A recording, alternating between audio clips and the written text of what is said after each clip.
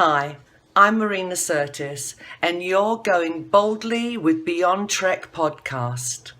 This is Beyond Trek Podcast, your source for Star Trek on social media and around the web. I'm Big J. I'm Watney. And I'm Dag, the Trivia Master. You can find us on Facebook at Beyond Trek Podcast and on Twitter at Beyond Trek Pod.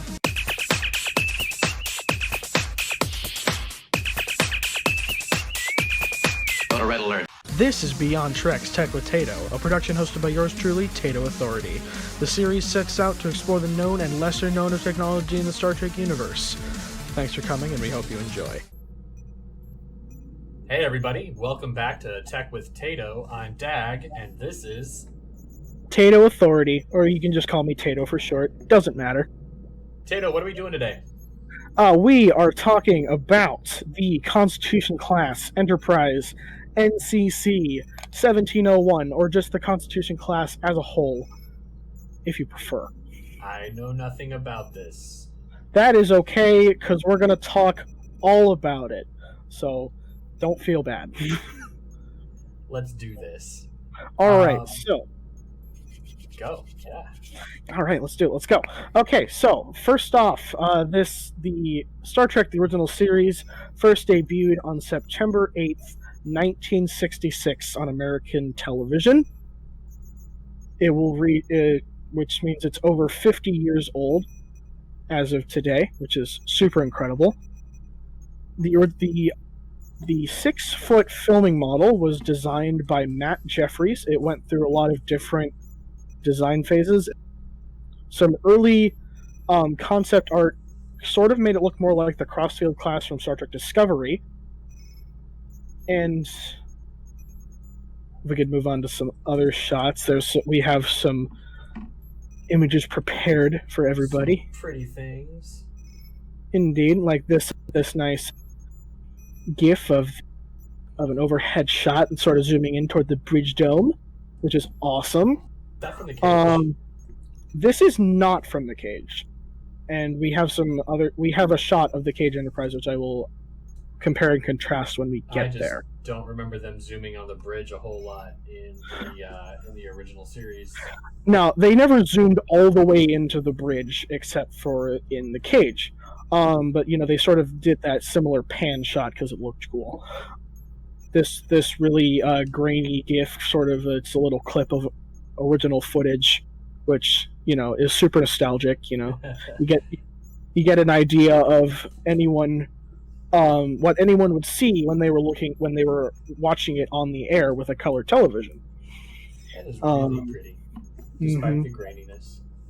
Oh yes, this is a shot from the intro, from the original series intro. While Kirk is making his famous speech. Yeah, which is super cool. And one thing I want to talk about before we move on is that during the presentation with the producers, the model designer had this a lot smaller model that was used for presentation, and he accidentally dropped it, and it flipped over to be upside down. And series creator Gene Roddenberry wanted that to be the standard look for the ship. So if with the nacelles down? Yep, with the whole thing just sort of thrown on its head. The secondary hull would have been on top. Huh. And Matt Jeffries had to resist that request, and so we got the look we have today. Wow. Yeah. Very cool. Now, another one of the interesting things is we always see this ship from its like starboard forward section. We never get to really see any port side shots unless they're reversed. Mm-hmm. You want to talk a little bit about that? I do, and there's a very real-world and cost-effective reason that they did that is because a lot of the filming mount was set up on the port side of the model, and so if they were going to film from that side, you'd see a bunch of exposed wires and this giant metal rod propping the thing up for the camera, and that sort of breaks the immersion. A little bit. The left side pretty much had no decorations and styling of any kind, which is why they always if they wanted to do a shot going seen from the left, they just reverse footage they had already used. Now, Or- this model was used for the whole of the original series, Indeed. and Oh. we've. Go ahead. Yeah. They never produced a alternate they never produced smaller models that were used in filming, like series like the Next Generation would do by the time they were halfway through their run. This was used for the entirety of the series, front to back, beginning to end, that sort of thing. Now, this model's what, 6 feet long? 5, Yep, 6 feet it's long? about 6 feet long. I think you might give or take an inch. But yeah, it's around 6 feet long. Now, other shows tried to give us different sort of visions of the Enterprise, this particular version. And while we're not going to go into Discovery or the JJ verse at this time, but there have been, before those eras, there were attempts to re-show the Constitution class in other media. Quite right, and one of the first ones was the animated series. So they tried to stay pretty faithful to the proportions and the external dimensions of the ship, with some alterations. The bridge dome, for instance, had 2 turbolift shafts instead of just 1. It's a little tidbit. They added a second turbolift for the animated series, which is interesting. They kept the nacelle effect was the same. They didn't really change like the nacelle pylons or the neck width or anything like that. They tried to stay as faithful to the look of the original Enterprise as possible. That's really thoughtful of them. It looks chrome here.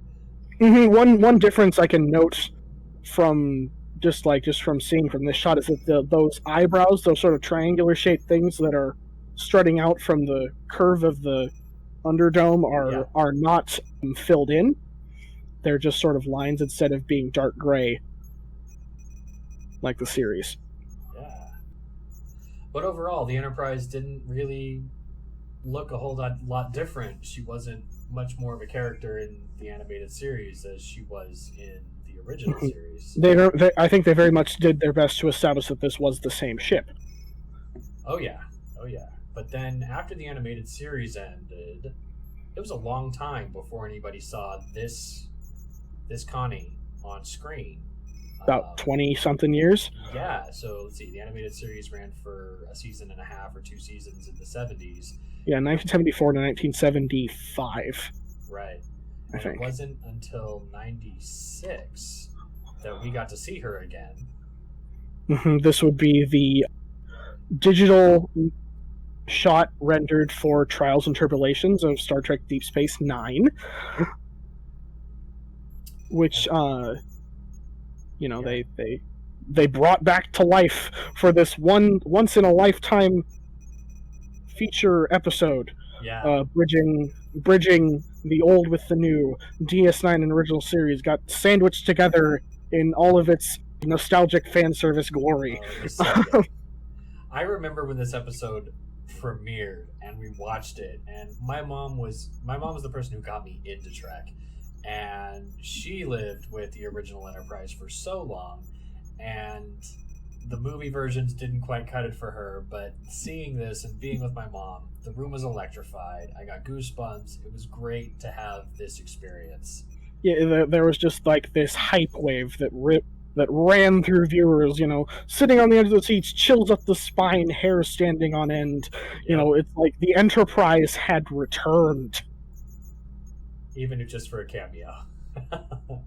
Just for a little cameo, but it was there, and that's what Yeah. counted. It was great. But we didn't see much of her here. No, this was pretty much the only shot that we had of her. Yeah. The rest of the TOS fan service was centered around exterior shots and characters. I mean, interior shots and characters. Excuse me.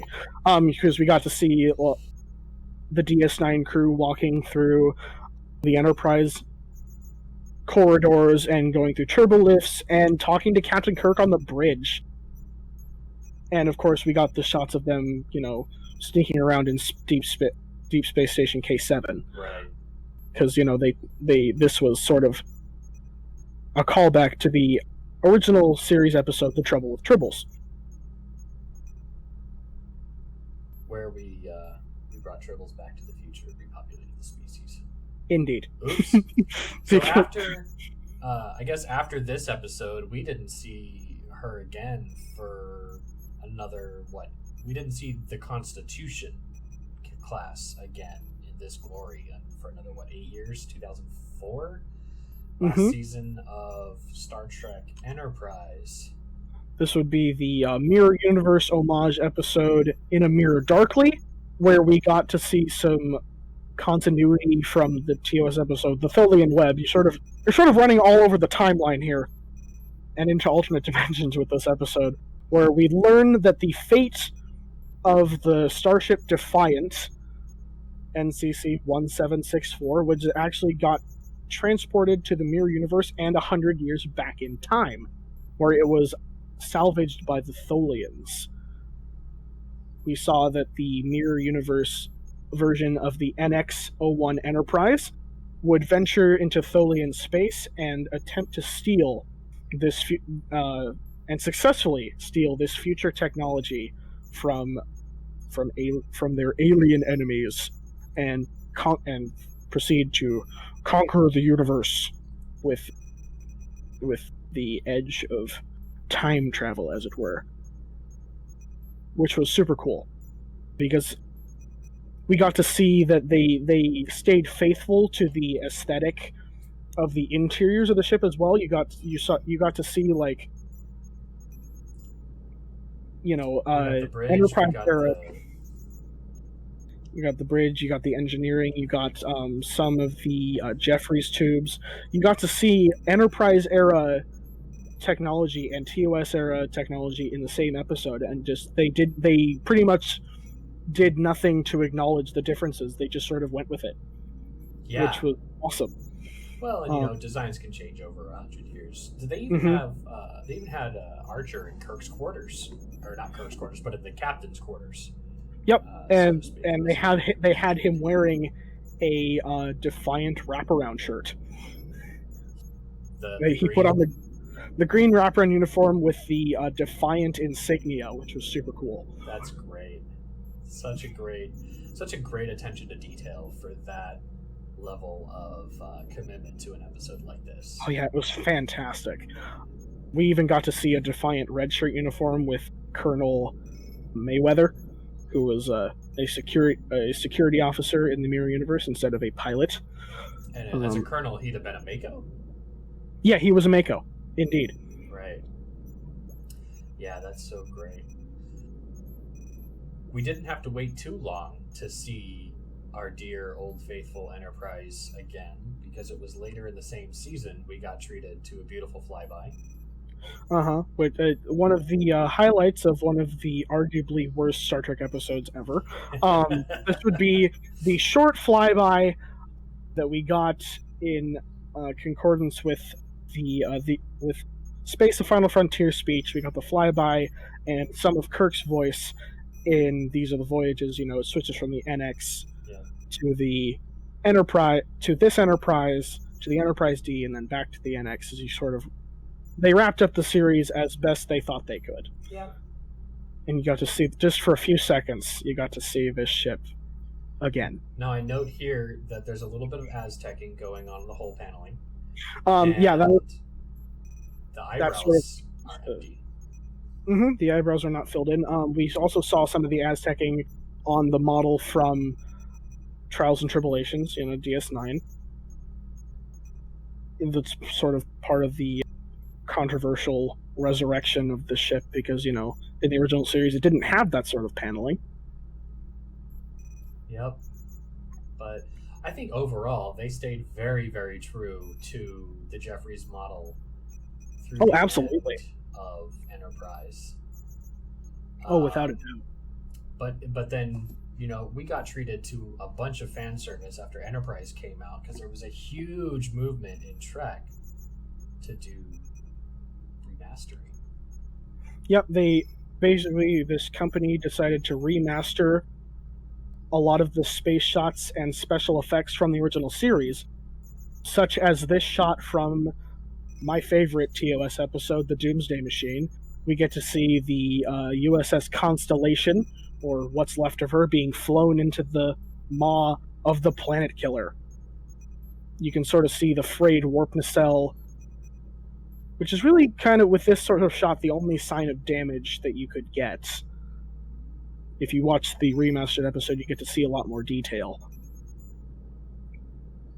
Yeah, and you know, they pretty much remastered every episode, beginning to end.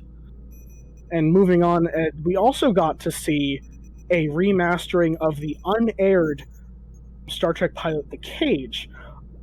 I mentioned earlier that there were some differences between The Cage's Enterprise and the rest of the series, and I'll denote those now. First off, the warp nacelles are not lit. They have a solid cover with sort of these antenna-like points sticking out. You can see them right over there. The bridge dome is much taller. You can even see, so that you can see it from this shot. And the deflector dish is larger. It's almost as wide as the rest of the secondary hull. It got shrunk down on the physical model for the rest of the series. That's a really good attention to detail for them to, you know, even in the remastering, to say, let's stay true to what the Cage looked like. Yep. That's great. Yep. It's sort of like this sort of minor refit in lore that the Enterprise went through as the technology evolved. Is that it for all of the alternate models that we get to see? Oh, no, not quite. Just in the different renderings. I mean, we're still got some remastered stuff in here. This is a shot from the Immunity Syndrome, where the Enterprise has entered the giant space amoeba. We get to see, for one of the first times, the impulse engines are active and lit, which we didn't get to see in a lot of the original series. Yeah, so that was really cool to see, because they were just sort of there, but they didn't do anything with them in the original. Because by that point, you know, this is pretty much after all of the movies from like TNG and the original series movies have aired, and we all saw lit impulse engines. So they decided to call back to that. It's like, why wouldn't the impulse engines have light in the 2260s? You know, so they did. So they added that, which was super cool. Cool angles on the shuttle bay there, and then another aft angle. Yeah, and we get to see the remastered shuttlecraft as well. With its, you know, you get to see the small warp engines, the impulse exhaust, the landing struts, which was either shown to be able to retract or not. It probably depended on the shuttlecraft they had on hand. Yeah. You know? Yeah, that's really cool. I love the retro-futuristic aesthetic of the old stuff. This is so pretty. Oh, it's so pretty. There's, I'm having to contain my gushing over the original Enterprise while we're talking, because I just want there's just so many indescribable things that people feel when they see this. We've gushed. Yeah, I know what you feel. We've gushed about how this ship, you know, the aesthetics and how she was designed, and you know, the fact that she wasn't upside down, thankfully. Let's transition into what she can do. All right, yeah, that's. Well, first off, she's a lot bigger than the NX class, as you can see in this shot from In a Mirror Darkly. Excuse me. So, you know, it's a lot bigger. Let's see, we got a length of 288.6 meters as opposed to the 170 that we established in the previous episode of this podcast, of this show, where we talked about the NX. It's got a beam, so that's like side to side length of 127.1 meters. That's probably taken up by the saucer section, and it is almost 73 meters tall. And is that to the top of the nacelles or just to the top of the bridge dome? I believe it's the bridge dome. It's from the bottom of the secondary hull to the bridge dome. Okay. And it has a mass of 190,000 gross tons, 22 decks, and it could function with anywhere from 203 to 430 crew members. 203 was mentioned in the cage, and they bumped it up to 430 by the time we were a few episodes into the original series.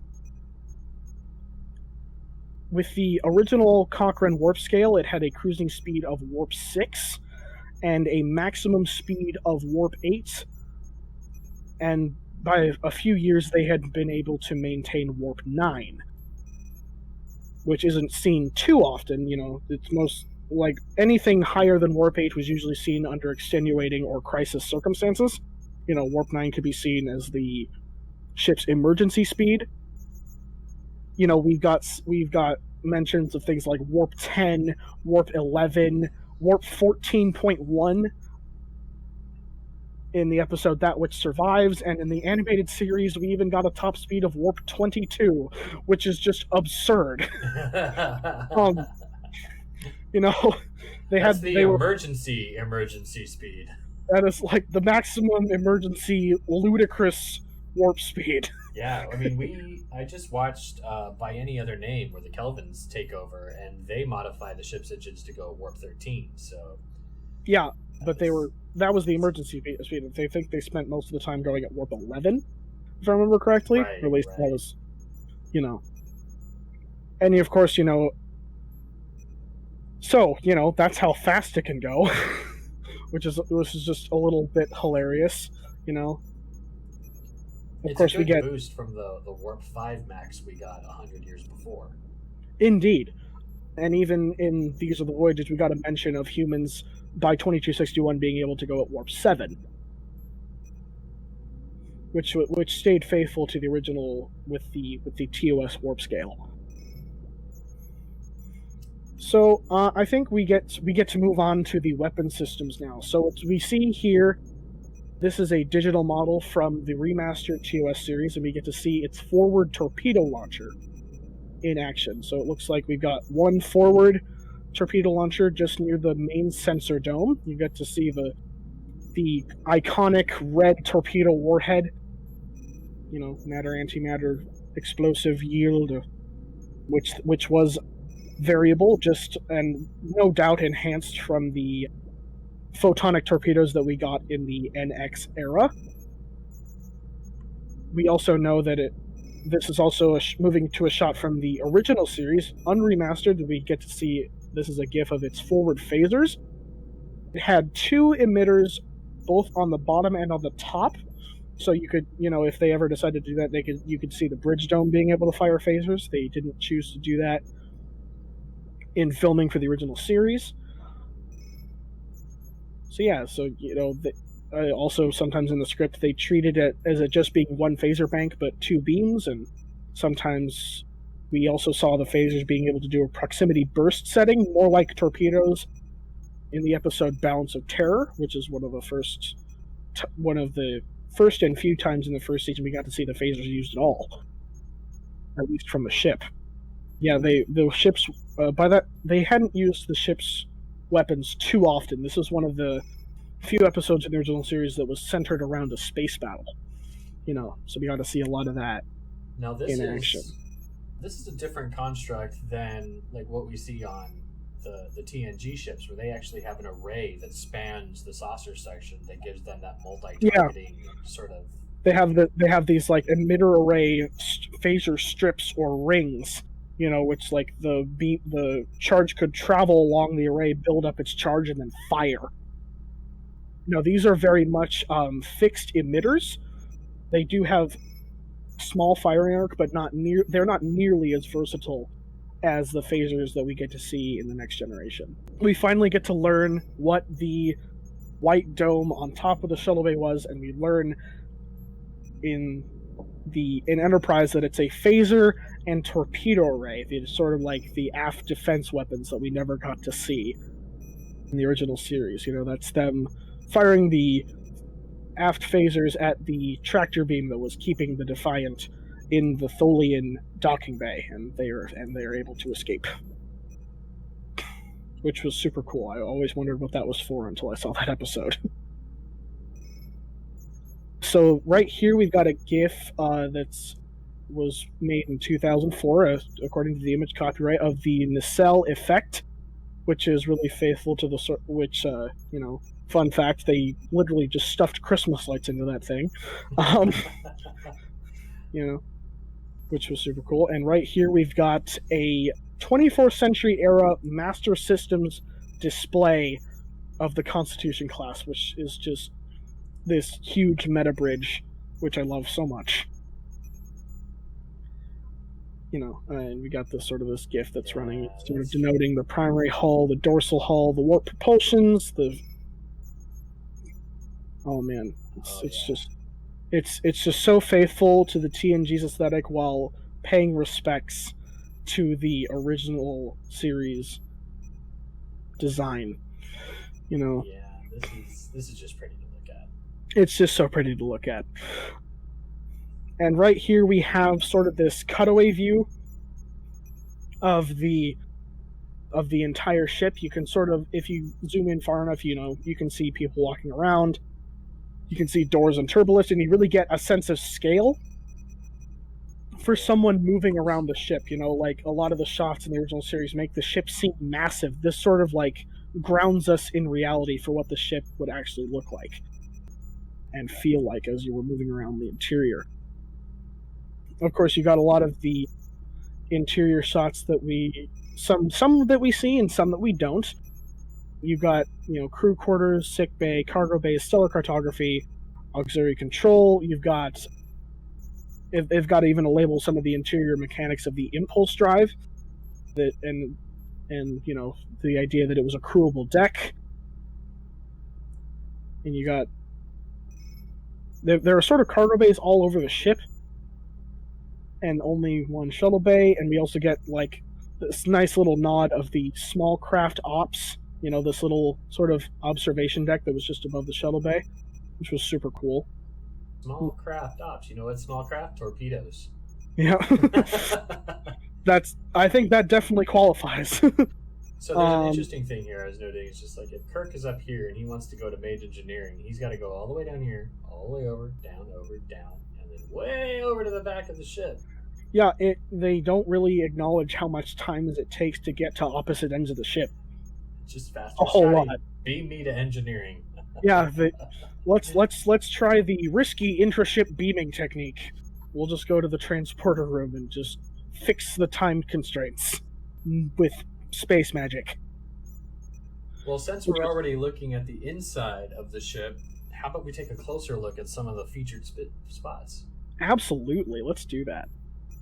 So moving on to this next shot, we got a shot of the rec room, which was one of several located throughout the ship, but this is where officers who are off duty or taking mandatory breaks could eat and socialize and sort of just relax. You've got Spock playing a Vulcan instrument, which is super cool. You got people playing three-dimensional chess. You got some people over at the food dispensers ordering food. You got people walking in and out. This is sort of like this social hub where people could gossip about promotions or crew or personnel reviews, or maybe someone's getting transferred off the ship and they could have a going away party in one of these places. This is all sorts of human things could go on here. It's sort of this very realistic break from all of the suspension of disbelief that you have to watch Star Trek, Yeah. Isn't this where Kirk orders a meal and it ends up with tribbles in it? Yeah, I'm pretty sure this is the same set. He orders a chicken sandwich and coffee, and he gets a tribble sandwich and tribbles. He just gets tribbles. Ship. I don't care how. I want them off.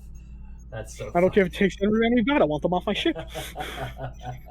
And this is one of the few scenes we get of the botany lab, which Sulu had a vested interest in. Both Sulu and Chekhov were kind of jacks of all trades. They had a lot of different interests and skills. Sulu's exobotany interest was only mentioned about once before they decided to remove it from his character in the script, which was super disappointing, because I feel like we could have gotten more of that. But yeah, so they've got all sorts of arrangements. Some plants just sitting in pots, some with what looks like refrigeration units over in the back. I think this was probably pretty close to sickbay, because I think Dr. McCoy especially was no stranger to using natural plants in order to further his medicinal capabilities. Right on. Mm-hmm. And this is a shot of one of 14 science labs that was present on a Constitution-class ship from the episode Operation Annihilate, where they're trying to see what can kill that little ravioli-shaped organism that infected Spock. Put some marinara sauce on it, man. If you could. Yep. You just put some marinara sauce and eat it, and you solve the problem, guys. Why didn't you think of that? It's so elaborate. It's sad we didn't get to see more of this more often. Yeah, I mean, Kirk straight up mentions 14 science labs, and we get so little of the exploration capabilities that the ship had.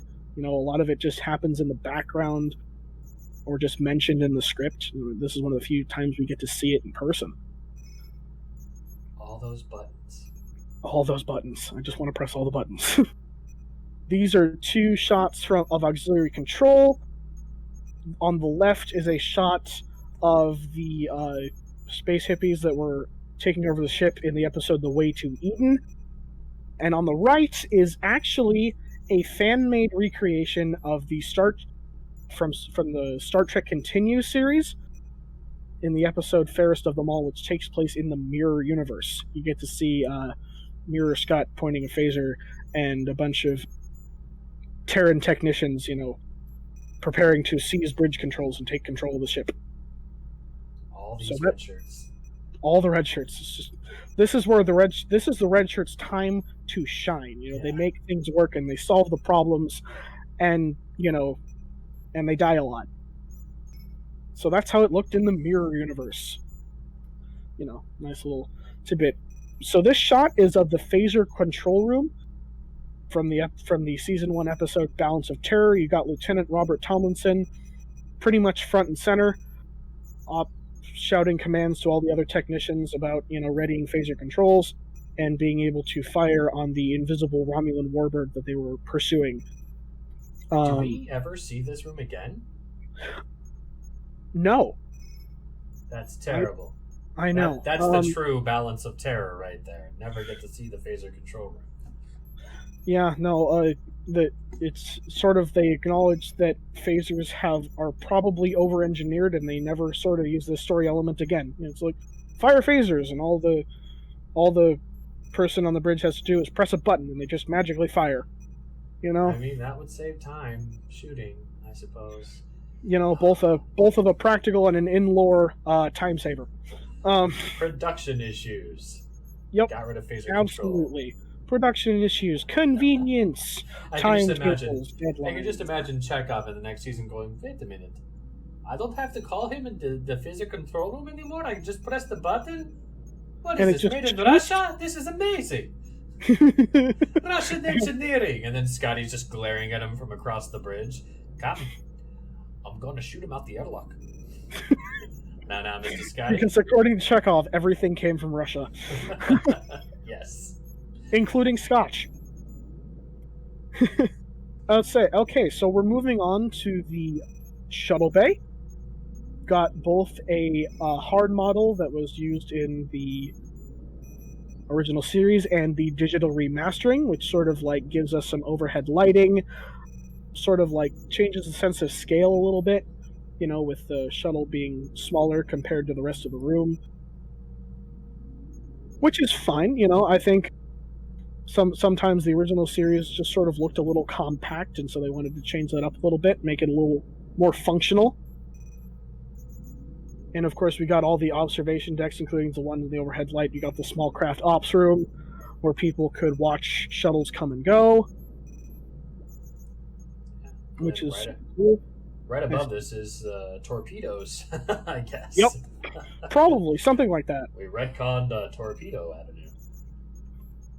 Indeed. Okay, so moving on to the one of two briefing rooms we see. This is the one we saw in the aired pilot Where No Man Has Gone Before for the original series, where they're discussing the events of entering and exiting the galactic barrier. And you, of course, get to see the cage uniforms still being used. You've got the dull yellow for command. You've got this sort of pale orange for engineering and support crew, and you've got a pretty nice blue that they didn't really change much for science and medical. And of course, you got the solid wood table. You've got the beige and red paneling. You know, they put a lot of color into these early scenes that we don't see too much for the rest of the series, except for, you know, the colors that were on the bridge. And of course, this is the briefing room that we see in later seasons. Now you got the blue door, you've got the captain being able to sit on the far right, and all the other, probably Spock over at that computer terminal, and whoever else is in the room sitting at the other end of the table. They would add chairs as needed. You've got the triple panel view screen in the center of the table. You've got all those comm panels. It's a lot of comm panels for one space. You know, pretty much anyone who was sitting at the desk could probably talk to someone else all over the ship. It's cool that they just sort of had, like, hey, video conference calls in the 1960s. Absolutely, you know? It's sort of like, aside from the bridge, this is sort of a strategic nexus. You know, you could... probably what people would use those comm panels for is to talk to their respective departments and get updates directly to the captain about information. And sort of call up tactical displays on the center view screen for everyone to see. This was really sort of, you know, this was strategic planning room, rather, beyond just, you know, being able to debrief people. Which is super cool. And of course, moving on to the ever so famous transporter room, probably the most cost-effective sci-fi invention of all time. You know, because when they first introduced the transporter room, the production didn't have the physical shuttlecraft yet, so they had to figure out how to get people from the ship down to a planet or to a space station or something, and so let's just magically teleport people.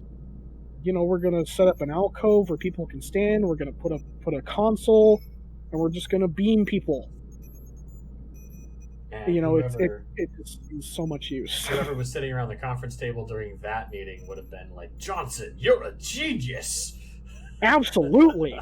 Like, this is probably one of my favorite parts of Trek as a whole. You know, you've got, you know, you don't have to rely on space-worthy vehicles. You can just use the transporter. You know, that wasn't always an option, but it was just super cool to watch it happen every time, you know? And the transporter visual effect was super cheap to produce. So, you know, the whole thing was really cost-effective, and it inspired generations of sci-fi technology. Well, and the alcove itself is just iconic. Nobody looks at this and goes, I don't know what that is. Yep. But most people can look at it and go, yep, that's the transporter right there. That's a Star Trek thing. Totally got it. Moving on to a shot from In a Mirror Darkly, judging by the dark lighting and the lens flares, is a shot of the engineering section. And you get the iconic Master Systems console on the left, and of course you get the power distribution terminals over in the far corner with a view screen that can talk to the bridge. You've got the dilithium crystal and power housings over on the right, and of course you've got the iconic backdrop of that receding chamber, which was it ever really explained what that was for, aside from just like sort of this aesthetic, sort of like this representation of the sheer power of the ship? Yeah, I think it was just forced perspective, just to be like, wow, that's really big, because right behind really that big wall is the shuttle bay, way down there, however far away that is. Yeah, no, it was just sort of this idea that's like, wow, this ship is actually pretty big and it's super powerful. And of course, over to the far right of the actual room, which we don't see much, is some other stuff. But this is a shot from, I believe, the Ultimate Computer. This is an original series, unremastered shot.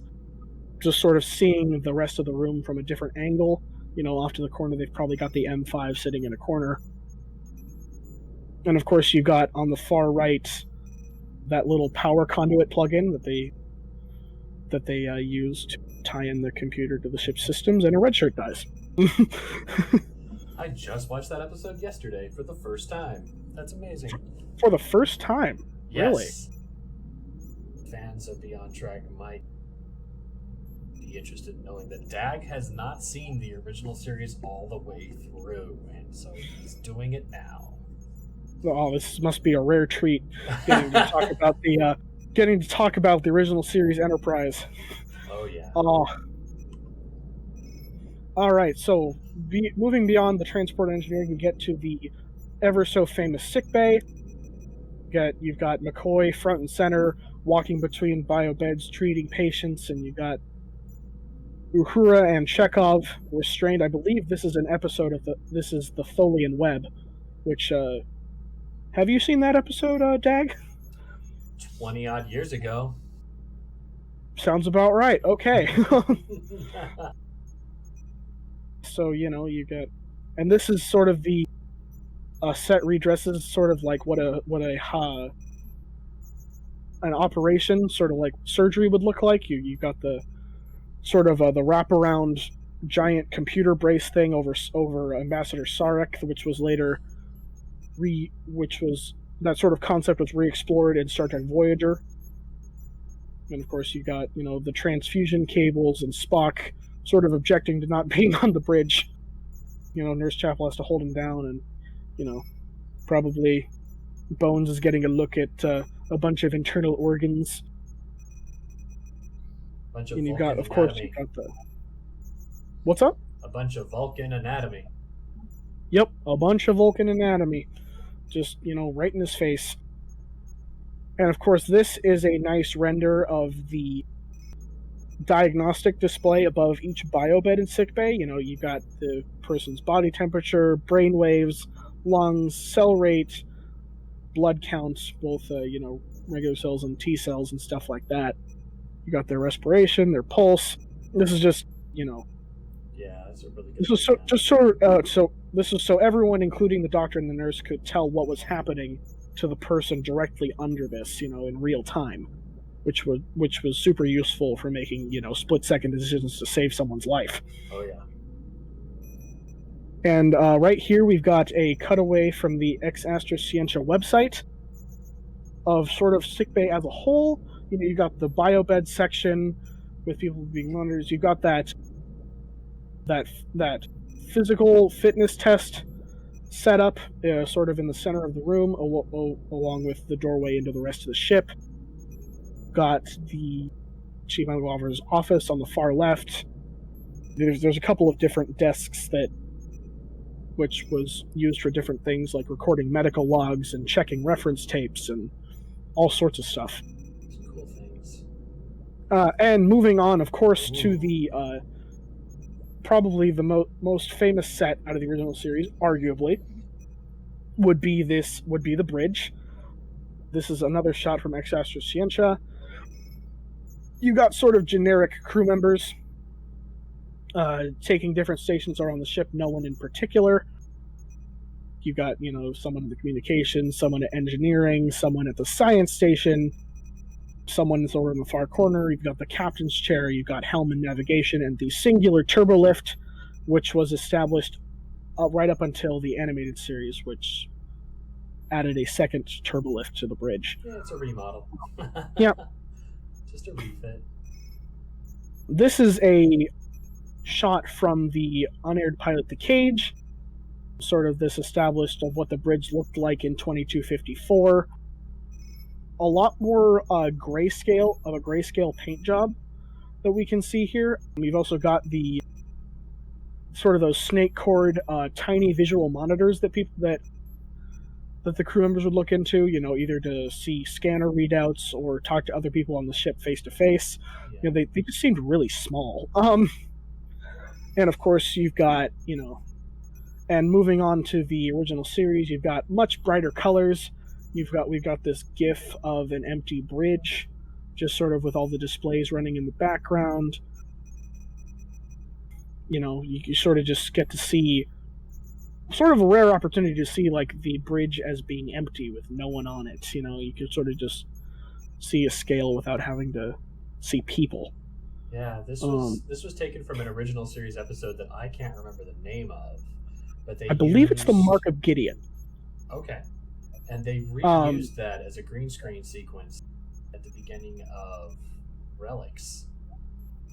Indeed, in the Enterprise sequence in Relics, we don't get to see her exteriors there, but we do get to. No, but we do get to see a green screen render of the original bridge, just for a scene. She's so pretty. She's so pretty. There's so many nice colors, and it just looks so functional, Yeah, absolutely. It's just where everybody goes. There's plenty of space for people to move around. It's not a hotel lobby like the Enterprise D. Indeed, it's very functional. You could see people working and talking and living in this sort of space. It just looks so lively. Oh, nostalgia. Yep. Warm feelings. Memories. Tato, when we made this, we acknowledged that we've actually visited the model. Indeed. We have, both Dag and I have visited the original filming model, which was painstakingly and lovingly restored in the late 2000s, early 2010s, and it's currently on display at the Smithsonian National Air and Space Museum in Washington, D.C. I got the rare opportunity to show up just a few minutes before they light up the model. They do it about 3 times a day for 10 minutes each interval, just to preserve the model as best as they can. And of course, you got a bunch of infographics about the film production, about the lore of the ship, and it was just a real treat to go and see it in person. Dag got there about a year before I did. We hadn't met in person at this point. Of course, it's sort of hard to get alone with that thing because there's just so many people moving in and out of that space every single day. But it is so cool to stand there and see that and go, that's a part of the history, man. Yep. Trek brings people together. This is a history of sci-fi and of space exploration as a whole. Yeah. We got a space shuttle named after this ship. Yeah, we did. A real-life space shuttle named after this fictional ship that never actually went into space. Hey, you know what? Let's start. Doesn't matter. We've had a lot of Star Trek ships named after shuttles in the aftermath, so thank you, NASA. We got things like the Yorktown, the Farragut. I think the Farragut was a actual real life name that was used. There was a Farragut. I believe it was a royal ship. Farragut. I don't think we had a spaceship Farragut. The Enterprise was also a royal ship several times over. Yes, it was. Oh, well, thanks for joining me today, Tato. I know that the Constitution holds a very special place in your heart. You reminded us. Oh, it does. I grew up with it. It's so pretty. It's so pretty. There's just so many words that we could speak, and so many things that words can't convey about how people feel about this ship. Tato, where can the audience find you online if they want to engage with you and talk ship specs? Anyone who wants to talk to me can find me on Twitter at TAuthority. You could probably get other people on the Beyond Trek Productions cast to relay messages to me through the Beyond Trek Productions Twitter. We also post these videos to YouTube. That might be how you're watching it right now, or you might be listening to it on Anchor or Google Podcasts or wherever you're able to listen to us today. And that's about it. Yeah, thanks, Tato, for joining us. I know that it's been an effort in the making trying to put this production together. I really appreciate you taking the time out of your day, and I love joining you to hear the little tidbits about the ships. What do you think we're going to do next time? Next time, I think a lot of people might be screaming at us, but we can't hear that the story of the Enterprise at this point isn't over.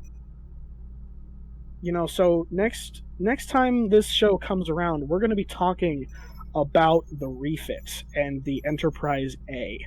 So, stay tuned for that, because there's a lot of stuff to unpack there, But, this ship went through two different eras, and I think trying to cover both of them in one sitting would be an injustice. I totally agree. You guys can stay tuned for that. Yeah. The Connie refit next time on Tech with Tato. I'm Dag. You can find me at Trek Nexus, and thank you for boldly going with Beyond Trek Pod. We'll see you next time.